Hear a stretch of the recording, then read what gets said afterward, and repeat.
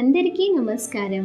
ఈ వీడియోలో మనం వారాహి నవరాత్రులలో 9వ రోజు వారాహి అమ్మవారిని ఏ మంత్రంతో, ఏ నామాలతో ధ్యానించాలి, ఏ నైవేద్యాన్ని సమర్పించాలి అనే విషయాల గురించి తెలుసుకుందాం.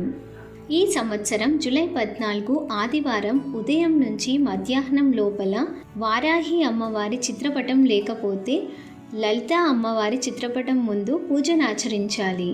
ధ్యాన శ్లోకం: హ్రీంకారాసన గర్భితానలశిఖాం సౌక్లీం కలాం బిభ్రతీం సౌవర్ణాంబరధారిణీం వరసుధాధౌతాం త్రినేత్రోజ్వలాం వందే పుస్తకపాశమంకుశధరాం స్రగ్భూషితాముజ్వలాం త్వాం గౌరీం త్రిపురాం పరాత్పరకళాం శ్రీచక్ర సంచారిణీం అని ధ్యానించిన తర్వాత ఇప్పుడు నేను చెప్పబోయే నామాలను పఠిస్తూ ఆ జగన్మాతను ధ్యానించాలి.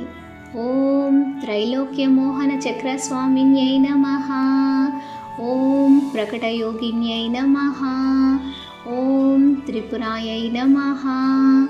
ఓం సర్వసంక్షోభిన్యై నమః. ఓం సర్వాశా పరిపూరక చక్రస్వామిన్యై నమః. ఓం గుప్తయోగిన్యై నమః. ఓం త్రిపురేష్యై నమః. ఓం సర్వవిద్రావిన్యై నమః. ఓం సర్వసంక్షోభన చక్రస్వామిన్యై నమః. ఓం రహస్యయోగిన్యై నమః. ఓం త్రిపురాసిద్ధయే నమః. ఓం సర్వకేచర్యై నమః. ఓం సర్వానందమయ చక్రస్వామిన్యై నమః. ఓం పరాపర రహస్యయోగిన్యై నమః. ఓం మహాత్రిపురసుందర్యై నమః. ఓం సర్వయోన్యై నమః. ఓం శ్రీ వారాహీదేవ్యై నమః.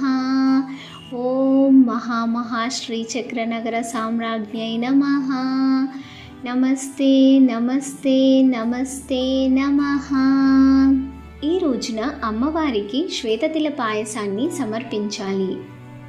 శ్వేతతిల పాయసం అంటే గోధుమ రవ్వ, తెల్ల నువ్వు పప్పు, పచ్చి లేక ఎండు కొబ్బరి, బెల్లం లేక పంచదార, ఆవు నెయ్యి, సుగంధ ద్రవ్యాలతో చేసినదే శ్వేతతిల పాయసం.